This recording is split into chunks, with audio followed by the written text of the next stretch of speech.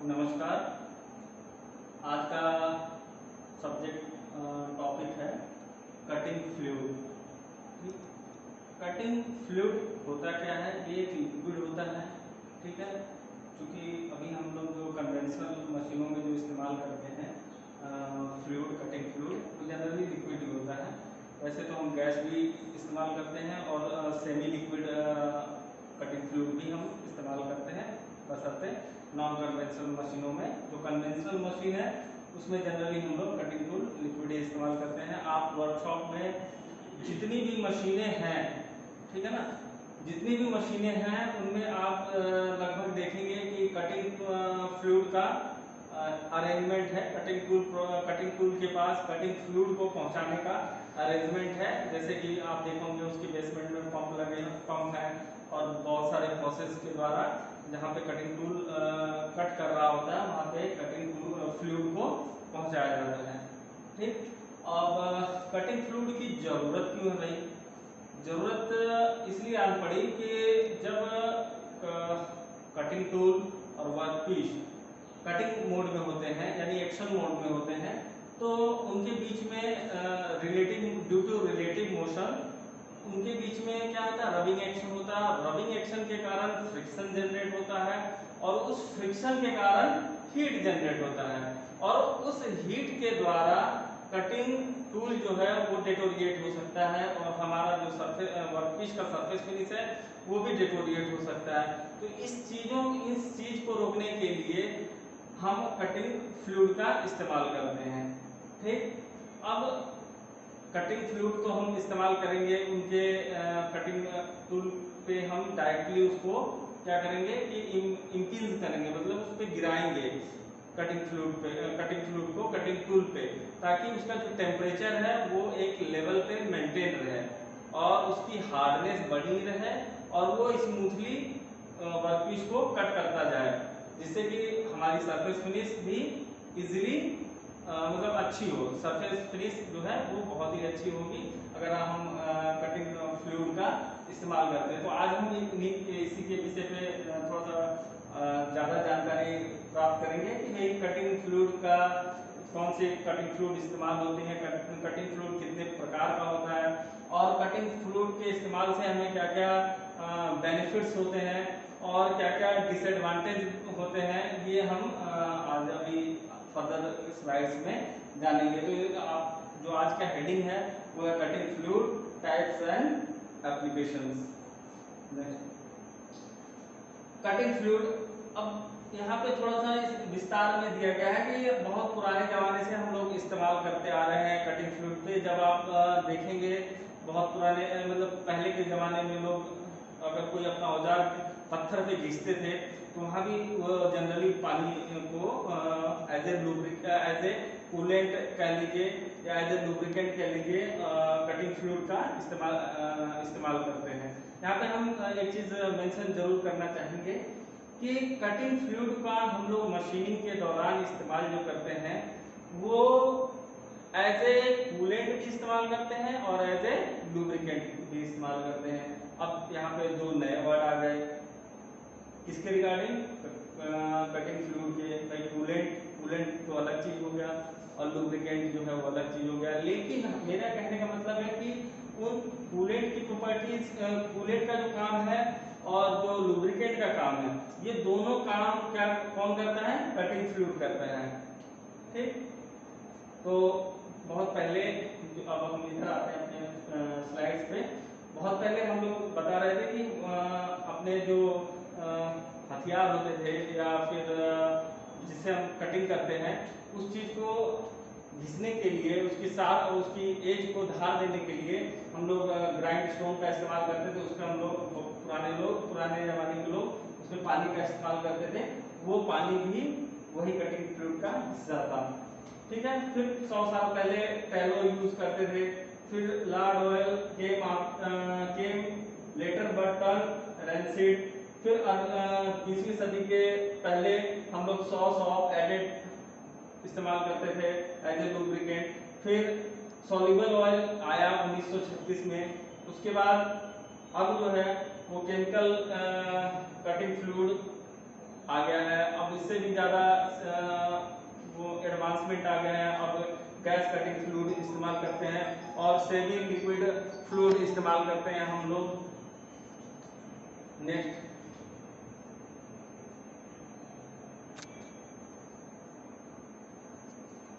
cutting fluid is a type, what is a cutting fluid, sorry, what is a cutting fluid? Cutting fluid is a type of coolant and lubricant, जैसा कि हमने पहले ही बताया, is a type of coolant and lubricant designed specifically for metal working and machining process। हम लोग workshop में क्या करते हैं, मेटल वर्किंग और मशीनिंग करते हैं। तो इनमें जनरली क्या होता है, मेटल वर्किंग या मशीनिंग प्रोसेस में हम एक्स्ट्रा मटेरियल जो होता है सरफेस वर्कपीस पे, उसको हम लोग रिमूव करते हैं by the help of cutting fluid. तो वहां पे हम लोग कटिंग फ्लूइड का इस्तेमाल करते हैं एज ए कूलेंट और एज ए लुब्रिकेंट।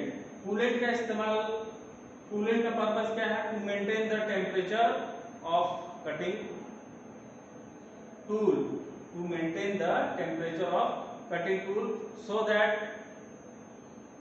वो अपने को रेड हार्डनेस जोन में ना पहुंच पाए। क्योंकि अगर वैसा उस कंडीशन में क्या होगा कि जो हमारा कटिंग टूल है वो वीक हो जाएगा, वीकर पॉइंट पे आ जाएगा वो, और वो इजीली टूट जाएगा। और दूसरा जो हिस्सा है वो है लुब्रिकेंट। लुब्रिकेंट क्या करता है भाई, लुब्रिकेंट क्या, हम पहले बता चुके हैं कि इनमें कटिंग टूल और वर्कपीस में रबिंग एक्शन होता है।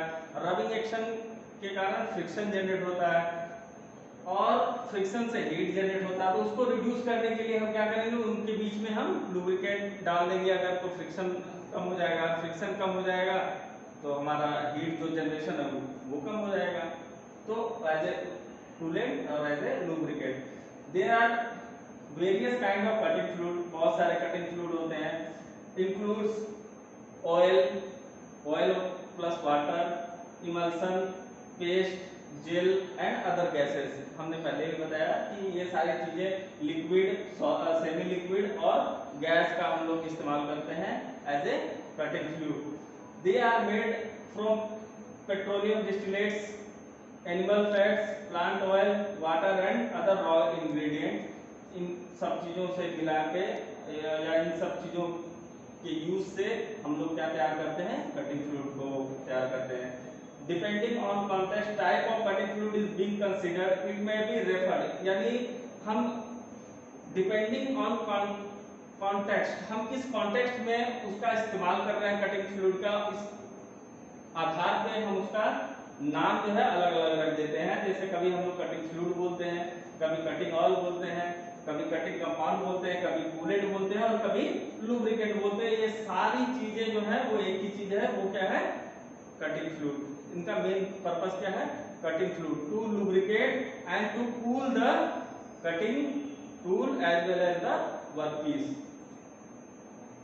Now advantage of using cutting fluid, what are the advantages? It reduce the tool cost. How? कैसे?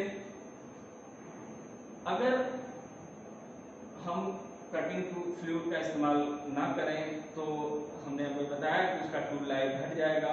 और यहाँ पे मैं थोड़ा सा टूल लाइफ के बारे में बता दूं कि टूल लाइफ होता क्या है। टूल लाइफ, टूल की वो लाइफ है जो कि एक बार आपने ग्राइंड करके इस्तेमाल शुरू किया तो नेक्स्ट जब ग्राइंडिंग का वक्त आ जाएगा, इस दरमियान को हम लोग बोलते हैं टूल लाइफ। यानी एक बार आप ग्राइंड करके जब हम उसका इस्तेमाल करने लगे और जब दूसरी बार उसको ग्राइंड करने की नौबत आ जाए, उस समय के बीच के दरमियान को हम लोग क्या बोलेंगे, टूल लाइफ। अगर वो फ्रीक्वेंट हो जाएगा यानी कि शॉर्ट, छोटा हो जाएगा, तो हम ये कहेंगे कि हमारा टूल लाइफ कम है। अगर वो ज़्यादा है, एक बार हम ग्राइंड करके बहुत देर तक, बहुत सारे जॉब और बहुत देर तक कटिंग कर सकते हैं, तो हम ये कहेंगे कि उसका टूल लाइफ ज़्यादा है। तो यहाँ पे टूल लाइफ ज़्यादा शॉर्ट हो जाएगा अगर हम कटिंग टूल नहीं बनाएंगे, हमको फ्रीक्वेंट वो चेंज होगा, तो हमारा क्या है कि वो मशीनिंग टाइम जो है वो कम हो जाएगा। और मशीनिंग टाइम कम हो जाएगा तो हमारा इनडायरेक्टली हमारा क्या है कि कॉस्ट जो है वो जॉब को बनने में वो ज़्यादा हो जाएगा। तो ये चीज़ है। Reduce tool wear, tool life longer, हमने वही चीज अभी डिस्कस करी यहाँ पे कि टूल को वियर को वो कम कर देता है, कम कर देगा, जल्दी कम घिसेगा तो ज़्यादा चलेगा, और टूल लाइफ लंबा रहेगा तो भाई लंबा ज़्यादा समय तक टूल हमारा काम करेगा। तो वो इफेक्ट करता है क्या पे, टूल पे पूरे कॉस्ट पे इफेक्ट करता है। इंक्रीज स्पीड ऑफ प्रोडक्शन, अगर हमारा टूल सही है, काम करेगा, ज़्यादा लंबे समय तक काम करेगा, तो हम ज़्यादा स्पीड से अपना प्रोडक्शन कर सकते हैं।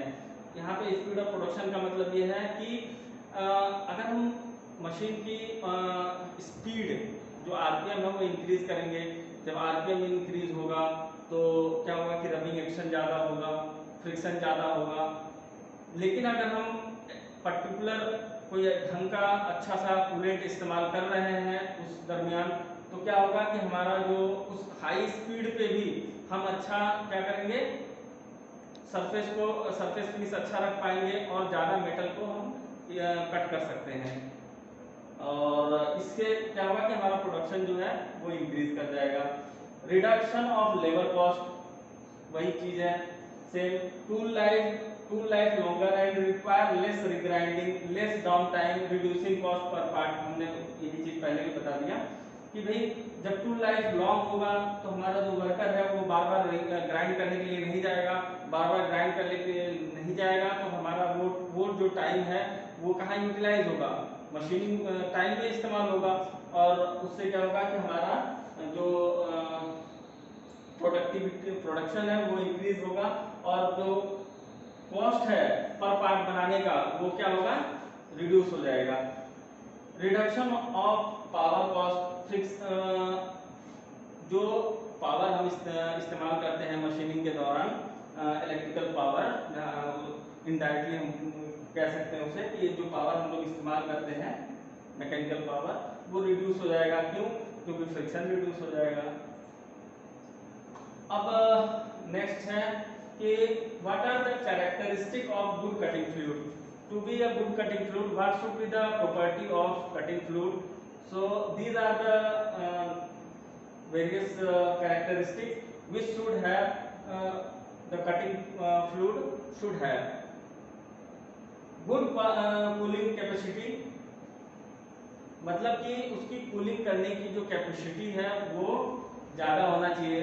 इसका मतलब यह है स्पेसिफिक हीट से है कि उसकी स्पेसिफिक हीट क्या होनी चाहिए, अच्छी होनी चाहिए, क्योंकि स्पेसिफिक हीट अगर अच्छी होगी तो वो ज़्यादा हीट को एब्जॉर्ब करेगी कटिंग टूल से।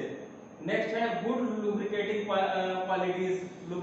पहले भी बता दिए कि वो अगर उसके अंदर अच्छा लुब्रिकेटिंग क्वालिटीज भी होना चाहिए ताकि वो फ्रिक्शन को रिड्यूस करे और दोनों के सरफेस के ऊपर एक फिल्म बना दे, जिससे कि direct metal to metal contact ना होने पाए, जिससे कि हमारा फ्रिक्शन कम हो जाए। रिलेटिवली लो विस्कोसिटी, यहाँ पे एक नया वर्ड आ गया विस्कोसिटी, आप सभी को मुझे आशा है कि आप पता ही होगा। हमें विस्कोसिटी उस फ्लूइड की लो होनी मतलब कम रखनी चाहिए। विस्कोसिटी एक ऐसे कर सकते हैं कि भाई घन जो उसकी डेंसिटी है वाटर की या पेट्रोल की या इन सब चीज़ों की, तो उनकी रिलेटिवली जो फ्लो है वो कैसा है, उसे हम जनरली विस्कोसिटी से वो करते हैं। तो अगर विस्कोसिटी ज़्यादा होगा तो वो इजीली फ्लो नहीं करेगा, तो फिर क्या होगा कि भाई चॉकिंग आ जाएगी, धीरे आएगा तो कटिंग कूलिंग सही से नहीं हो पाएगी। तो विस्कोसिटी कम होनी चाहिए। स्टेबिलिटी लॉन्ग लाइफ होनी चाहिए, ऐसा ना हो कि 4 दिन पे 6 दिन के बाद जो हमारा कटिंग फ्लूइड है वो स्मेल कर मतलब कि उसको चेंज करना पड़े, ऐसा नहीं होना चाहिए। उसको लाइफ लॉन्ग होनी चाहिए ताकि वो लंबे समय तक चल सके। रस्ट रेजिस्टेंस, चूंकि वर्कशॉप में जहाँ पे मशीनों पे काम होता है वहाँ पे आप जानते ही वहाँ का इन्वायरमेंट थोड़ा सा उस तरीके का होता है, डस्ट पार्टिकल्स और जो चिप्स होते हैं वो सारे, वो अगर उसमें मिलते हैं तो ज़्यादा उनको इफेक्ट ना करें कूलेंट को, कटिंग फ्लूइड को। नॉन टॉक्सिक होना चाहिए, उसमें कोई फ्यूम्स नहीं होनी चाहिए जो कि जो वर्कर्स हैं उन पे गलत इम्पैक्ट पड़े। हाँ, और उससे उनको नुकसान ना पहुंचाए, नॉन टॉक्सिक होनी चाहिए, ट्रांसपेरेंट होना चाहिए, मतलब आप ट्रांसपेरेंट आर पार दिखना चाहिए, नॉन इन्फ्लेमेबल होना चाहिए। अगर हम कहीं पे काम कर रहे हैं, मशीन पे काम कर रहे हैं, मशीन पे पावर इस्तेमाल होती है एज इलेक्ट्रिसिटी, तो there is a chance of fire, आग लगने की चांस हो सकती है कभी कभार। तो हमारा जो कूलेंट है वो इनफ्लेमेबल होना चाहिए, उस आग से प्रभावित ना हो। हाँ, तो उससे मतलब कि नुकसान हो सकता है भाई वर्कर को, तो वो नॉन इन्फ्लेमेबल भी होने चाहिए। तो ये सारी जो क्वालिटीज हैं, कैरेक्टरिस्टिक्स हैं, ये एक कटिंग फ्लूइड के अंदर होनी चाहिए। अब यहाँ पे टाइप्स ऑफ कटिंग फ्लूइड है, जनरली 3 टाइप्स हम वो करते हैं, डिस्कस करते हैं। कटिंग ऑयल्स, इमल्सिफिएबल ऑयल और केमिकल या सिंथेटिक कटिंग फ्लूइड, ये कैटेगरी है, इनके इस टाइप के कटिंग फ्लूइड हो सकते हैं। Thank you.